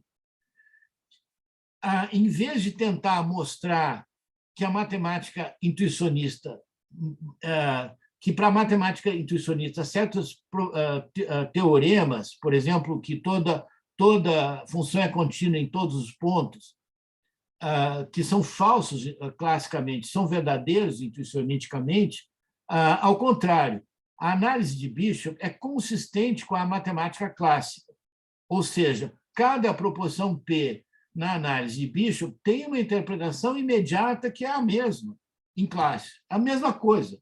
E mais, a prova é verdadeira. E o Bishop queria manter assim, ou seja, a matemática intuicionista deveria ser compatível com tudo que o clássico diz.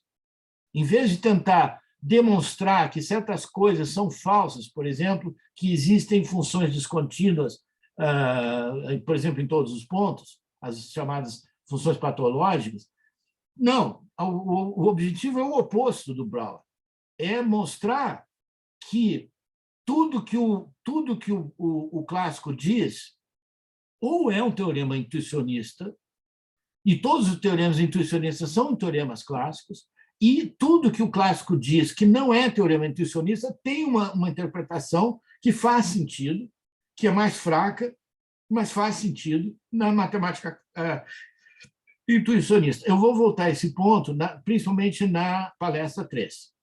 Tá? Bom, quando se compara as duas quantificações, clássica e intuicionista, é claramente... isso é Pravets dizendo. Quando se compara as duas quantificações, clássica e intuicionista, é claramente errado argumentar que a lógica clássica é mais forte que a intuicionista. O que pode se dizer é que a lógica intuicionista é mais expressiva do que a clássica, tendo acesso a declarações de existência mais precisas que não podem ser expressas na linguagem clássica. O slide do Pravets fica bem claro numa citação agora do Bishop. Ele está falando sobre aquela briga entre o Hilbert e o Brouwer, e ele diz o seguinte: há uma maneira de resolver o problema que satisfará a nós dois, vocês clássicos, tu clássico e eu intuicionista. Chamemos LPO, princípio limitado da onisciência, o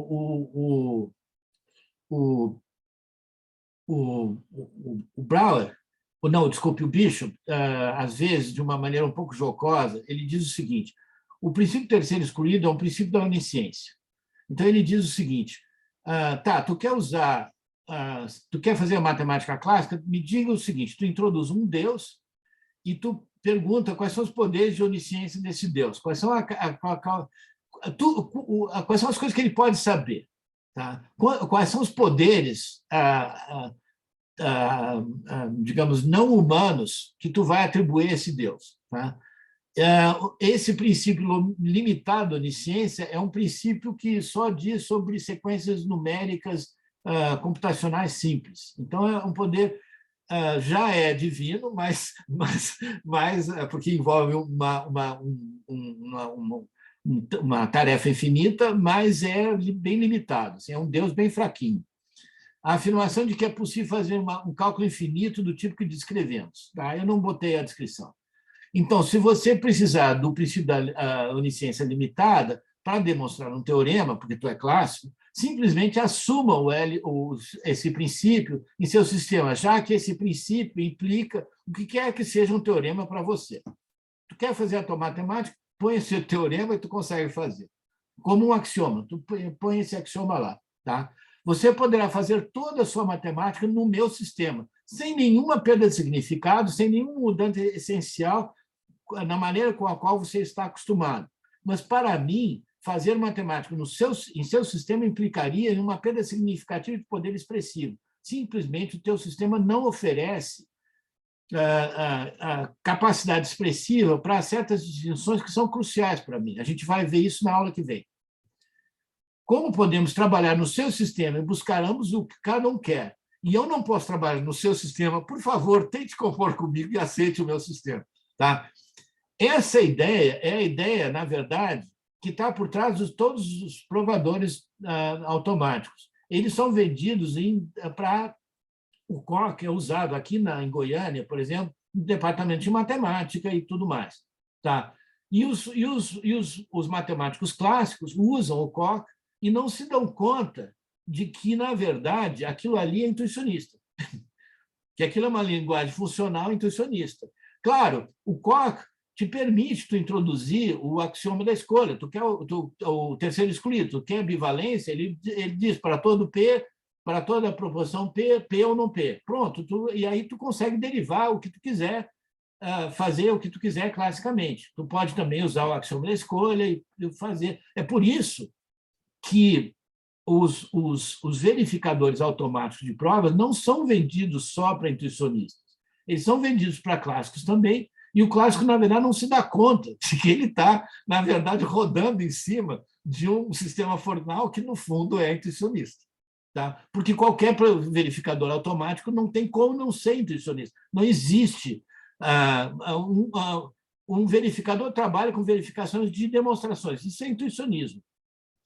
A ideia de verdade matemática dada na realidade, tu não consegue dizer para um computador, olha, computador, é verdade na realidade. Tu não consegue. Tu consegue programar coisas que o computador verifica se estão formalmente corretas. Tá? Não existe. A disputa nem começa. Tá? Bom, e a conclusão do Richman, que eu gosto muito, a matemática clássica é apenas uma parte da matemática, no sentido de que a matemática construtiva é mais geral. A matemática intuicionista é uma generalização da matemática clássica que acomoda tanto modelos clássicos quanto intuicionistas. Ou seja, no fundo, o sistema intuicionista é muito mais geral e muito mais expressivo. E, na verdade, por exemplo, tem atualmente análises que não são classicamente, que tu introduz axiomas que não são classicamente compatíveis e, na verdade, nem podem ser, se tu está no ambiente clássico, eles produzem contradição imediatamente. E tu pode fazer análise. Por exemplo, a análise suave, que é uma análise que eu gosto muito, que é a análise categórica, ela roda em cima do sistema que só pode rodar em lógica intuicionista. Se tu virar clássico, se tu introduzir terceiro excluído, ferra e ela produz uma contradição imediatamente. Bom, é isso que eu tinha a apresentar a vocês. Eu vou interromper o compartilhamento. Espero não ter falado rápido demais e embrulhado demais. Obrigado, André. Eu acho que agora, se alguém tiver dúvidas, pode fazer o André à vontade. A gente tem mais ou menos 18 minutos, 15 minutos. Então...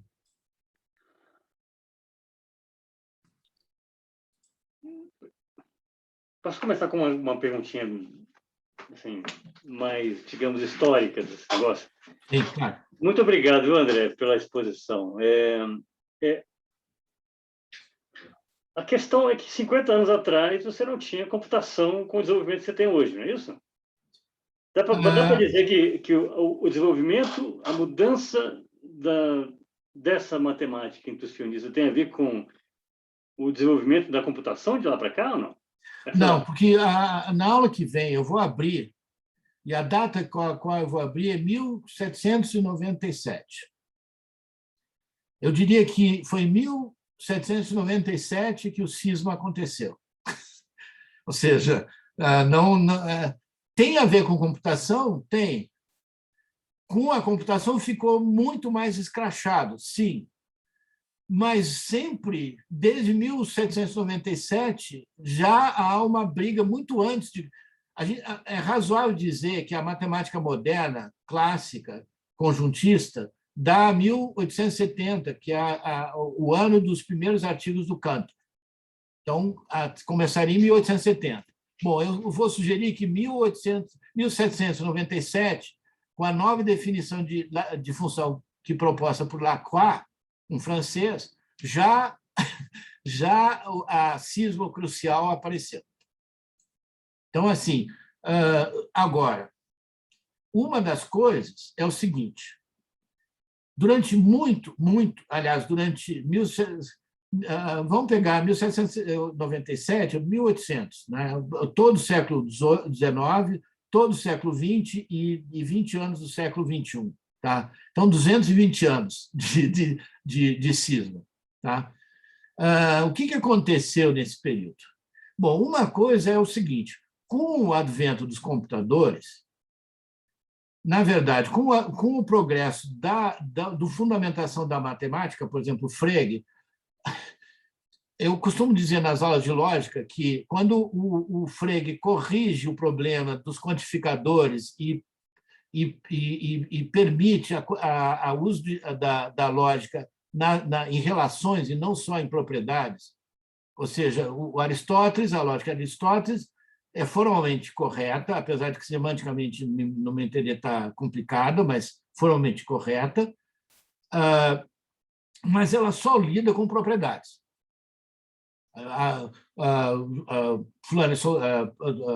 Sócrates é humano, todo mundo é mortal, Sócrates é humano, então é mortal. Mortalidade e humanidade são propriedades, não são relações.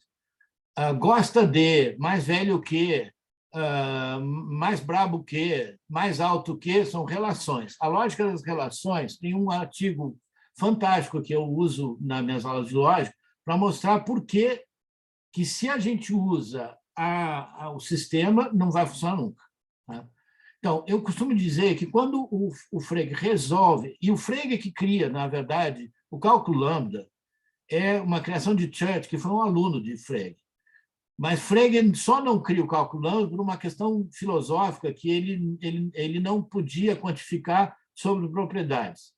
Ele não podia nomear propriedades. É o problema do conceito cavalo. Tá? Então, quando ele resolve isso, ele resolve 1797, 1879, Begriffsschrift, e 60 anos depois o primeiro computador já estava rolando. E a conexão é imediata. Então, assim, é no esforço de fundamentação da análise que a gente cria a lógica, que a gente... Frege é um fundamentador da análise, e ele desenvolve a lógica para fundamentar a análise. A análise, a lógica é diretamente responsável pelo aparelhamento do computador, mas o computador universaliza a lógica de um jeito alucinado, entende? Quer dizer, que eu posso atualmente baixar o Coq, simplesmente baixar o Coq e ficar brincando de Coq, assim, é incrível, é um negócio assim, inacreditável. Então, assim, de fato, o progresso na teoria da computação, na lógica e na teoria dos tipos, ao longo desses 50, 60 anos, foi imenso. Foi imenso. E muitas coisas que a gente não sabia, agora a gente sabe, e a abordagem geral mudou completamente.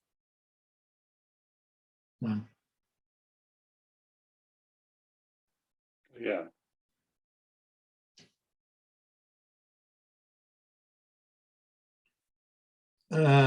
Vocês lembram que no início da aula eu falei que eu considerava perguntas elogios. A ausência de perguntas não é exatamente xingamento, mas... Olha, o link que você colocou lá, inclusive, não tá quebrado, viu? Não está funcionando, não. Ah, é? Deixa eu dar uma olhada se o problema foi meu ou do link que ele me passou. Pois é, não sei. Mas, voltando então ao Teorema de Gödel, os intuicionistas lidam melhor com ele, afinal? Olha, uma coisa é o seguinte, o Teorema de Gödel é crucial, mas produziu uns efeitos muito ruins inicialmente. Parte do atraso da formalização e do uso dos computadores na checagem é que o Teorema de Gödel deixou todo mundo desesperado. Então, assim, é tipo, não brinco mais. Não dá. E os matemáticos tiveram uma atitude um pouco de avestruz. Assim, tipo, cada um foi para o seu formalismo e não brinco mais e tudo mais. Então, num certo sentido, apesar de que o Gödel não tenha nenhuma responsabilidade, eu gosto muito do Gödel, ele é profundamente clássico, mas eu gosto muito dele. Ele é o clássico mais construtivo que eu conheço, ele é fantástico, assim, ele tem de construtivismo muito melhor do que a maior parte dos construtivistas, é impressionante. Assim. Ele tem uma sutileza construtiva que é muito anterior ao que a gente tinha na época. Ele estava muito mais na frente que todo mundo. Mas ele produziu, inadvertidamente, certamente, uma consequência deletéria. Uma das coisas que aconteceu é que os filósofos foram embora. Eles foram para, sei lá, para outros lugares, ética, estética, mas deixa essa troça que não tá. E muitos dos lógicos também, muita gente ficou desesperada, tá? Na verdade, e não acho que não é por acaso que, por exemplo, o primeiro cara a tentar usar computador para fazer verificação automática de provas tenha sido um holandês. Por quê? Porque ele era aluno do Heiting e do Brouwer. Ou seja, o construtivismo estava lá na Holanda. Entende? Então,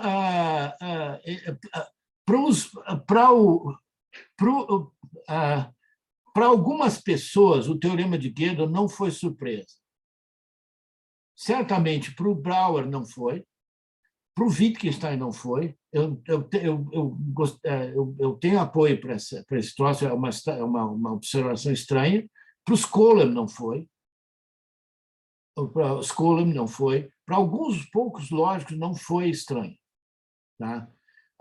Mas para o mundo o mundo da fundamentação foi catastrófico, porque mostrou fundamentalmente de que não dá para fazer aquilo que eu botei no slide. Eu acho que é a conclusão mais, é uma maneira de ver assim: ou tu fica com a matemática clássica e a ideia da matemática como uma ciência formal fica muito prejudicada, e tu fica com um problema muito sério do que é, como lidar com isso, ou tu fica com a ideia de formalização, diz a matemática é uma ciência formal, mas aí tu não pode manter a matemática clássica.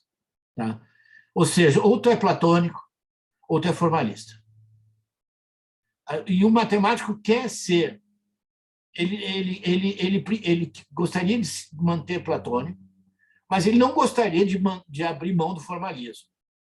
E o primeiro teorema de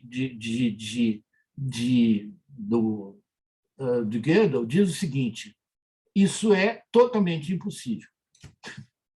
Isso não dá para ser. Por quê? Porque só se tu abrir mão da aritmética. Se tu abrir mão da aritmética, só fizer umas coisinhas bem simplesinhas, assim, aí tu pode. Tá? Os cursos de lógica que a gente ensina, a lógica que a gente chama de lógica, que na verdade é a lógica de primeira ordem, eu costumo dizer que é a melhor lógica que a gente pode ensinar sem se meter em problemas de fundamentos da matemática. Ou seja, a gente ensina uma lógica que, no fundo, é uma porcaria. Por quê? Porque se tu quiser qualquer coisa mais transada de matemática ou de filosofia, tu precisa de quantificação de ordem superior. Mas tu não tem isso. Tá? Aí tu aprende o quê? Tu aprende lógica de primeira ordem que fala esses exemplos. Maria foi à feira, Paulo foi ao teatro, se Maria foi... Olha, I'm sorry, mas tu não pode... Eu, por exemplo, eu começo o meu curso de teoria dos tipos, eu dou teoria dos tipos clássica para alunos de filosofia. Eu começo com um exemplo que é Ulisses é corajoso, a coragem é uma virtude. Eu estou citando o Teteto, né? Não, Teteto não, é o que discute se a coragem é uma virtude ou não. O que é uma virtude? Menon, acho que é Menon, não sei. E vergonha. Um analítico, quando vai falar em filosofia antiga, só dá fiasco. É o diálogo sobre a coragem? É o que discute. É sobre a Menon, e ele está discutindo o que é virtude, e aí o Teteto, o interlocutor dele, diz que a virtude é coragem. E eles, não, coragem é uma das virtudes, mas lembra? O diabo sobre a coragem é o Laques, mas vamos me desviar. Não, tanto faz. Depois a gente... mas, assim, se a gente vai formalizar escrever em logiqueso o que o Sócrates está falando, tu percebe que tu precisaria de lógica de ordem superior, de segunda ordem. Tá? Por quê? Porque a virtude é uma propriedade de segunda ordem, da qual coragem, bravura, heroísmo, inteligência, seriam coragem, são predicados diretamente objetos. Mas o Ulisses não é o Ulisses pode ser virtuoso, mas não é virtude. A coragem é uma virtude, o Ulisses tem essa propriedade, mas ele não tem diretamente virtude, porque virtude é uma propriedade de segunda ordem. E a maior parte das vezes que a gente discute filosofia, a gente está em ordem superior, raramente a gente menciona objetos singulares. A gente raramente... Normalmente, quando a gente menciona, é Sócrates, esse tipo de exemplo. E a gente, na verdade, está discutindo a metalinguagem, porque a gente está dando um exemplo. Então, assim, eu costumo dizer que lógica de primeira ordem clássica é a melhor lógica que a gente pode dar para aluno de filosofia sem se meter em confusão de fundamentos da lógica. É por isso que a gente escolhe aquilo. Não funciona bem, mas sei lá. Mas, assim, a minha pergunta era se, afinal de contas, o intuicionismo lida melhor com os problemas que o teorema de Gödel colocou para a fundamentação da matemática do que a lógica clássica. É isso que você está querendo mostrar, não é isso? Basicamente, a propriedade clássica que o Gödel mostrou é a incompletude de qualquer sistema que envolva aritmética. Ora, a concepção intuicionista parte da ideia de incompletabilidade. Ele atribui ao clássico a ideia de uma completude total para todas as perguntas. Ele parte da ideia de que não faz sentido essa onisciência de que qualquer pergunta matemática tem que ser respondida positiva ou negativamente. Ele parte da ideia de que a matemática, a conclusão, eu não vou entrar nesse assunto, é um tópico que eu geralmente dou nos meus cursos, que é assim, a conclusão que o clássico chega é de que as verdades matemáticas sim formam uma totalidade, só que, então, essa totalidade é inalcançável cognoscivelmente inalcançável. Tá? Ela é transcendental nesse sentido. Eu uso a palavra transcendental para esses conceitos. Tu tem objetos matemáticos que são necessariamente não nomeáveis, não definíveis, propriedades e relações que não são definíveis e fatos matemáticos não representáveis. Tá? Então, a matemática, a concepção clássica é que tu tem uma totalidade da matemática, só que a totalidade das verdades matemáticas, o que Gödel mostrou é que a totalidade das verdades matemáticas é transcendente em relação à possibilidade de prova. Tá? Como é que um intuicionista lê isso, ou interpreta isso? O que o teorema de Gödel mostrou é que a noção de verdade matemática não forma a totalidade. Não faz sentido se falar na totalidade das verdades matemáticas. Por quê? Porque é um conceito intrinsecamente expansível. O que é um conceito intrinsecamente expansível? Um conceito que não admite totalidade. Professor, sim. Boa noite. Posso fazer uma pergunta? Sim, claro, Luciano. Primeiro, boa noite a todos os amigos. Faz tempo que não vejo os amigos relação à questão de pandemia. É um prazer encontrar todos aí. É horrível isso, né? Sim. Seguinte, professor, eu vou falar de uma forma bem simplista, tá? Mas bem simplista mesmo, né? Se a gente for pegar uma questão básica da matemática, a gente pode dividir ela sempre, isso daí é um conceito mais básico que existe, entre a matemática pura e a matemática aplicada. Sim. No que diz respeito a uma matemática pura, né, nós temos um norteador de que a matemática nada mais é do que uma relação de igualdade. Inclusive, se a gente for pegar, por exemplo, relações de incompletude, inconsistência, todas essas coisas, elas são definidas num comparativo à questão de igualdade. Se elas se dão características e propriedades de incompletude e de inconsistência, por aí vai, né? Todas essas coisas, é porque elas estão no comparativo com igualdade, ok? Isso é um ponto. Tá? O outro ponto que eu estou querendo tocar é o seguinte: se você pega, por exemplo, um instituto como o IME, eu estou em São Paulo, tá? Se você pega o instituto como o IME aqui em São Paulo, que você tem, né, a divisão entre a parte de matemática pura e a matemática aplicada, ambos não conversam, tá? Sim. Inclusive, os ligados à matemática aplicada, para eles, aliás, grande parte, se não quase tudo, da matemática pura, muitas vezes não faz sentido nenhum, ok? E quando a gente parte, por exemplo, para a matemática aplicada, a gente teve um companheiro, um amigo nosso do IME, inclusive, da área de matemática aplicada, que nos deu uma informação muito interessante. Um garoto que estuda a área de infinitos e tudo, e ele comentou que quando você vai aos congressos de matemática, né, você tem lá 20 palestras, eles não se entendem entre eles mesmos, né?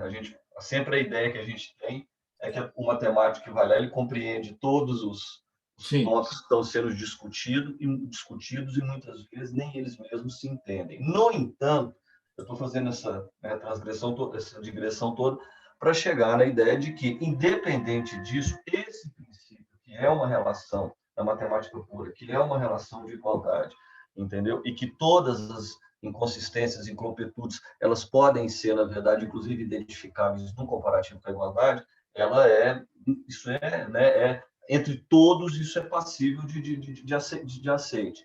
Bom, diante disso, a pergunta que eu te faço é a seguinte: se a gente partindo desse princípio e tudo, qual é o papel da filosofia da matemática hoje na matemática, então?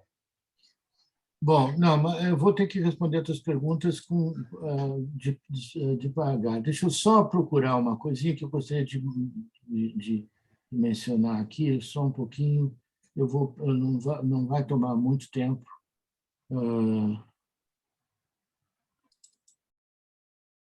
Bom, não, deixa para lá. Eu vou deixar para lá, que é o seguinte. Bom, eu tenho uma primeira pergunta. Qual é o teu curso? Eu tenho formação em filosofia, mas tenho formação em ciências naturais também. Ah, tá. Bom, tá. Eu tenho uma regra. Eu pulo a cerca de vários lugares e me custou caro isso. Pagar o passaporte para ser aceito em comunidades, tu precisa, em geral, um forasteiro que invade a matemática, a lógica, é tratado como um forasteiro que, olha, mandando que tu fique lá, não nos deixa aqui, é um feudo, assim, ninguém invade o feudo dos outros. Tá? E custa caro tu carimbar o teu passaporte a ponto de que a pessoa sequer te reconheça como tendo direito de discutir aquelas coisas. Tá? Eu pulo a cerca para a matemática e pulo a cerca para a lógica, mas eu não pulo a cerca para a física. Eu tenho um amigo meu, bem querido meu, Décio Krause, com quem eu tenho, ele já veio aqui, a gente já discutiu e tudo mais, mas eu uso como um princípio fundamental esse de que eu não pulo a cerca da física. Mas tu mencionaste na tua fala um ponto que apesar de que eu me considere um bobalhão em física, eu sei o suficiente para uma coisa. Primeiro, sim, é penoso, uma coisa que é normalmente conhecida, muitas vezes referida na literatura, como o divórcio da física e da matemática. Ou seja, a física, a matemática que a física usa não é E tem uma frase que eu gosto muito do Hastings, David Hastings, que é um cara que trabalha com umas linguagens vetoriais que eu acho muito legais, que se chama multivetor, linguagem multivetorial. Ele diz o seguinte, uma frase que eu gosto muito: a matemática é importante demais para a gente deixar na mão dos matemáticos. Então, os físicos, eles têm um problema com os matemáticos. E esse problema tem ficado mais agudo.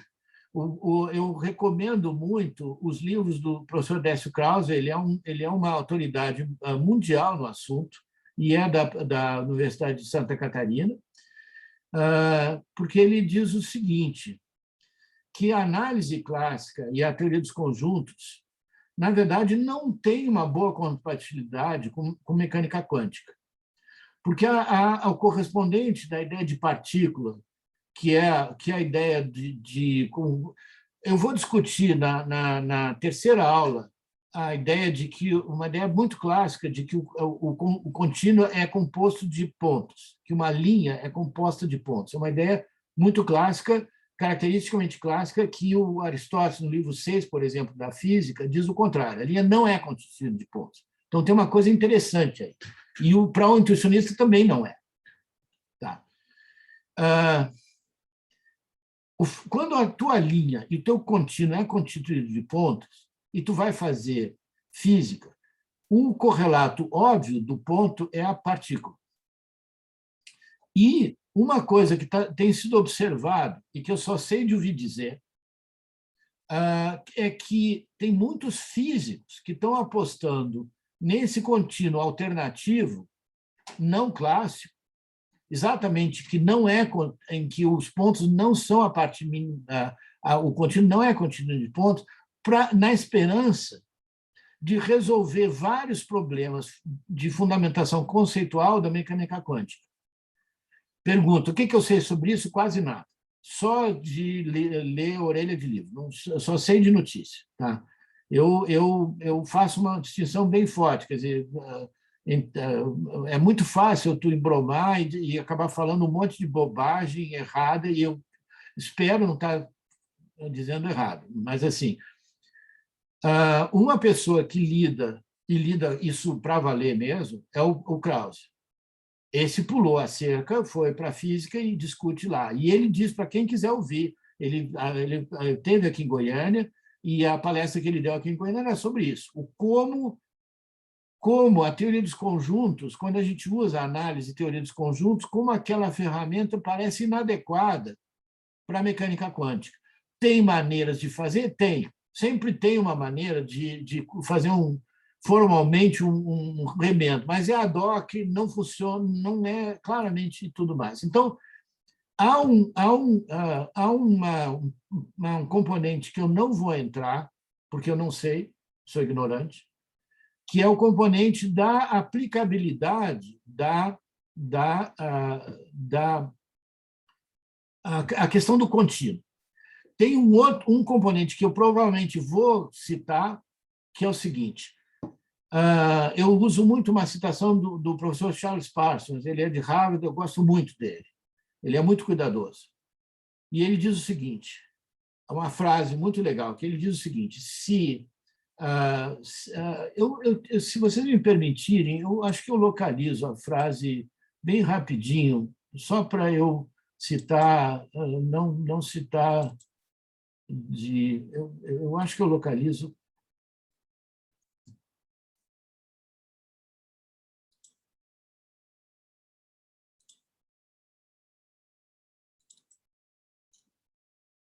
Tá.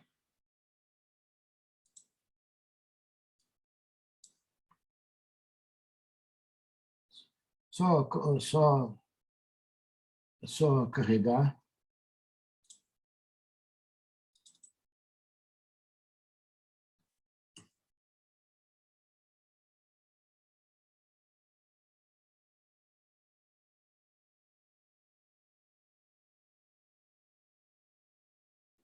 Só um minutinho. Parou de... tá aqui.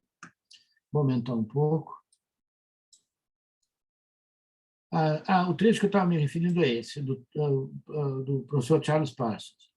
O espaço-tempo é sempre tido como um conjunto de 2 na Aleph 0 pontos. Tá? Ou seja, a potência do contínuo é equivalente ao conjunto de todos os conjuntos de números naturais. É essa a potência. Ou, pelo menos, uma cardinalidade não essencialmente superior a essa.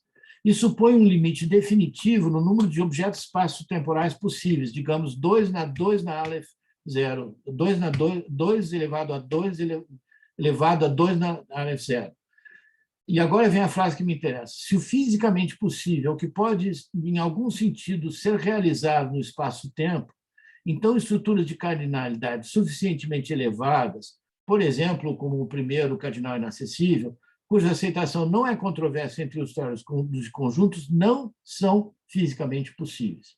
Tá? 2 elevado a 2 elevado a 2 a 0 é o terceiro estágio da hierarquia transinita. Depois disso, tu tem um fecho e tu pode continuar produzindo. O que ele está dizendo é, basicamente, de que todas as teorias físicas vivem até o terceiro grau da hierarquia transinita. Tá? E a matemática clássica iria muito mais além. Tá? Isso não muda se tu introduz a teoria das cordas com 50 dimensões, as dimensões não alteram em nada essas coisas. A cardinalidade não mudou nada, só o número de dimensões. Tá? Muito bem. Então, uma das coisas, e eu acho que isso é uma das coisas mais importantes do cisma, voltando à pergunta do Agnaldo, o que aconteceu? É o seguinte, é que a noção de operação, de função, para um intuicionista tem de ser uma operação que poderia ser implementável, talvez por um computador, mas sim, que pode ser implementável. Para o intuicionista não aceita, mais precisamente, o construtivista não aceita a ideia de uma função necessariamente não implementável. Ora, se tu é clássico, é uma função, tem uma função que a gente chama de função da parada, que pega uma máquina de Turing e uma fita de Turing e estabelece se essa fita para ou não. Isso é uma função clássica. Tá? Mas classicamente, a gente diria, não existe nenhum programa que implemente essa função. Tá? Ou seja, essa função não pode ser construtiva, necessariamente. Existem funções necessariamente clássicas. E, aliás, o argumento da diagonal de Cantor diz que o número de funções construtivas é enumerável. Mas o número de funções de naturais e naturais é 2 na Aleph 0. Então, tem que ter um monte de funções, mesmo de números naturais e números naturais, que não são nomeáveis. Essa lacuna entre realidade ontológica abstrata e implementabilidade, e aqui não é sobre a aplicação da matemática como na física. O problema da conexão da matemática com a realidade é duplo. Tem um problema que é o uso da matemática para descrever coisas físicas. Por exemplo, coisas na realidade empírica. Por exemplo, o uso na física. Mas tem um outro uso, que é o uso da realidade para implementar matemática, que é, por exemplo, uma máquina de calcular, um computador. Tá? Isso também é um problema da relação, de como conceber a relação entre matemática, abstrações matemáticas e a realidade empírica. Eu acho o segundo problema, o que eu chamo da encarnação da matemática, o problema da encarnação da matemática, muito mais interessante e muito menos explorado filosoficamente. A questão da relação da matemática com os computadores pode ser entendida, no meu entender, conceitualmente, de uma maneira iluminadora, como o problema da encarnação da matemática, o quão encarnável é a tua matemática em processos empíricos. O problema da formalização é esse. O quão encarnável é a tua matemática? Ela é no nível ela te obriga a aceitar que existe um nível abstrato que é transcendente e que não é empiricamente correlacionável, ou ela e assim uma caracterização, e tem várias, a disputa entre clássicos e intuicionistas e construtivistas se dá em vários planos, na interpretação da noção de negação, na interpretação da noção de infinito, na interpretação da noção de implicação, na interpretação da noção de prova, está em vários planos. E num dos planos é esse, que é o seguinte: uma maneira que me parece iluminadora é pensar o seguinte: um construtivista, mesmo em 1810, o Kronecker, por exemplo, era um construtivista claramente.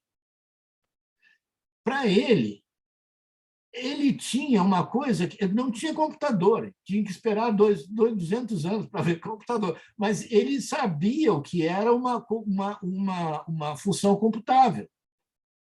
Porque a noção de função computável não precisou esperar o computador para que a pessoa se desse conta. Tá? Na aula que vem, a gente vai ver vários exemplos disso. Tá? Então, isso é uma coisa assim, se a gente não considera a alternativa que eu estou chamando de contraclássica, que é a construtivista e tudo, e se a gente segue a maior parte dos livros de exposição, o que a gente vê neles? É que eles só mostram a concepção clássica.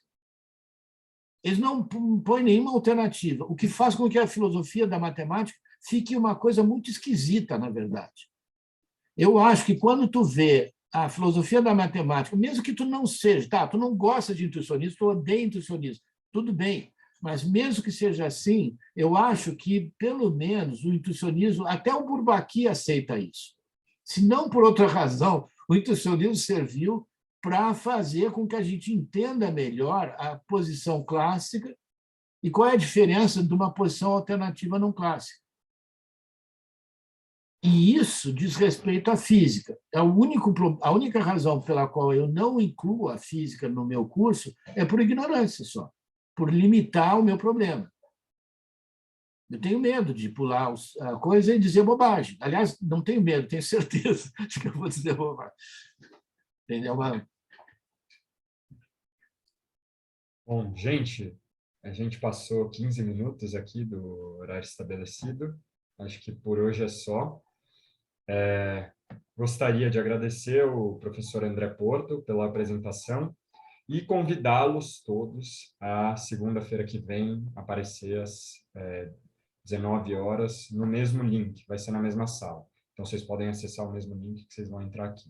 E depois dá um jeito ou no bate-papo, ou sei lá, o link do... Eu já coloquei e parece que está funcionando. Tá. É. Eu vou botar lá. É que eu não botei o material. Era isso que eu ia falar. Eu não botei o material, só tem 2 entrevistas lá sobre uma coisa totalmente diferente. Eu vou botar o material agora, tá? Mas eu não tinha botado. Tá, desculpe. Tá bom. Mas tá bom. Por hoje é só. E nos vemos segunda que vem, às 19 aqui. Espero que vocês tenham gostado. Obrigado, André. Até a próxima. Foi ótimo. Foi ótimo. Tchau. Valeu, tchau.